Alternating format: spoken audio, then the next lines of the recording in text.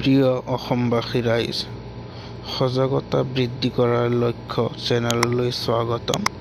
আজি আমি APDCL ৰ বিষয়ে বহুত মহত্বপূৰ্ণ কথাবিলাক জানিম, যিবিলাক সমাজৰ কাৰণে অতি জৰুৰী জানিবৰ কাৰণে। আমি সকলোৱেই মিটাৰ আজিকালি ব্যৱহাৰ কৰোঁ। তেনেহ'লে বলক দেৰি নকৰি আমি ভিডিঅ'টো আৰম্ভ কৰোঁ। প্লে ষ্ট'ৰলৈ যাওঁ প্ৰথমে আৰু গৈ তাত ক্লিক কৰিম।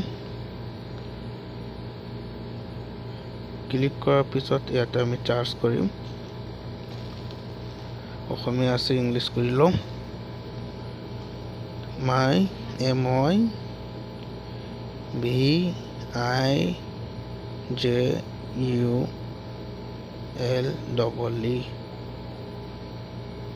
মাই বিজুলী, স্পেচ নিদিয়াকৈ লিখিব। মাইটো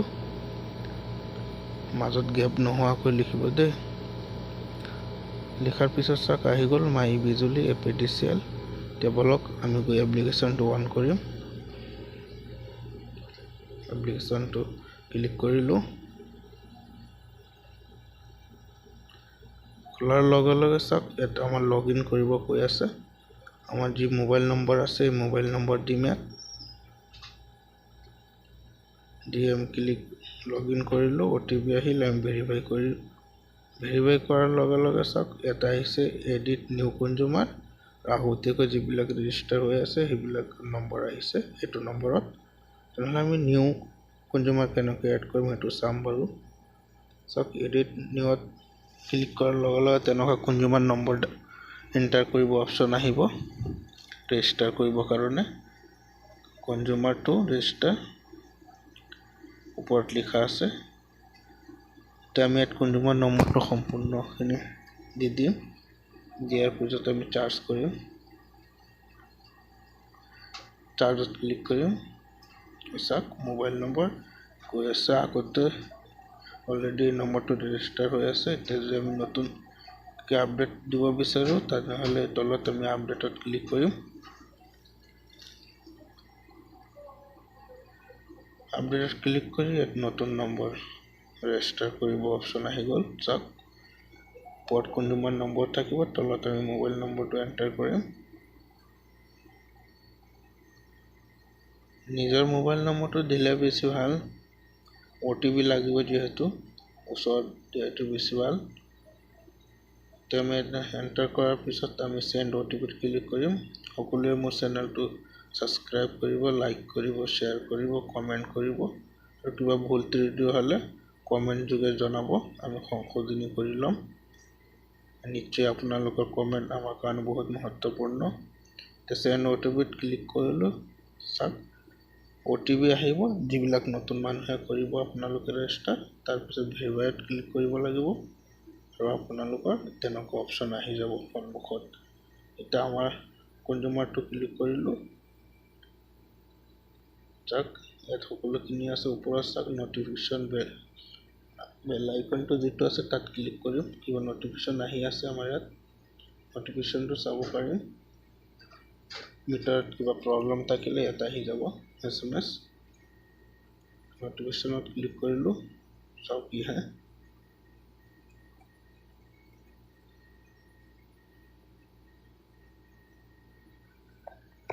চাওক আহি গ'ল। বিল দিয়া নাই যোৱা মাহত, সেইটো আহিছে। SMS-টো আহি গ'ল আগতীয়াকৈ। এতিয়া আমি প্ৰফাইল চাম।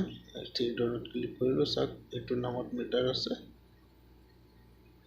সকলোখিনি তথ্য এইটো চাব পাৰি।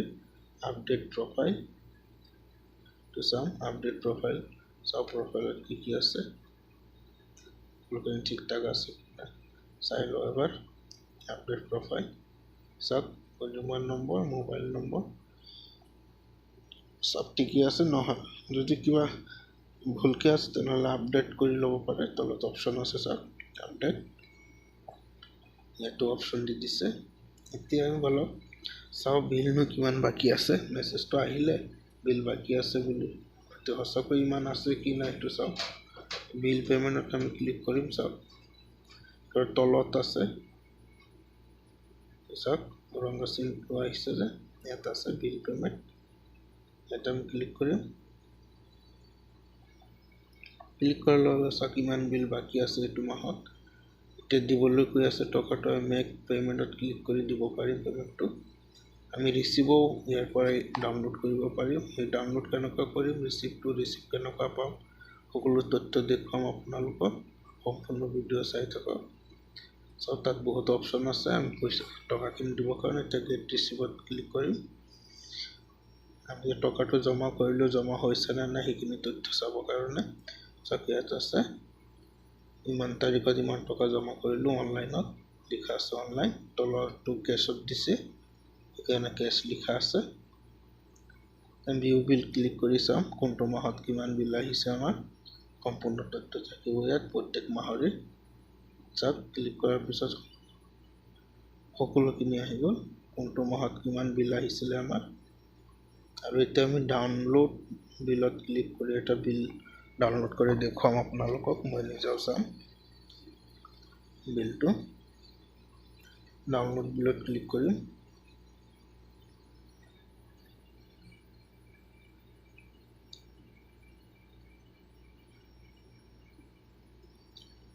ডাউনলোড হৈ গ'ল। চাওক PDF অপেন কৰিম, অপেনত ক্লিক কৰিম। চাওক আহি গ'ল, ধুনীয়াকৈ আহিছে ন, বিলটো সম্পূৰ্ণ আহি গ'ল। তেওঁ বলক ৰিচিপ্টটো চেক কৰি লওঁ এবাৰ। পে'মেণ্টটো যে কৰিলোঁ, ৰিচিপ্টটো বাৰু কেতিয়াবা কামত আহে ন, সেই ৰিচিপ্টকেইটা আমি চাব ডাউনলোড কৰিব পাৰোঁ নেকি। ডাউনলোডত ক্লিক কৰিম। ডাউনলোড হৈ গ'ল। আমি অপেনত ক্লিক কৰিম।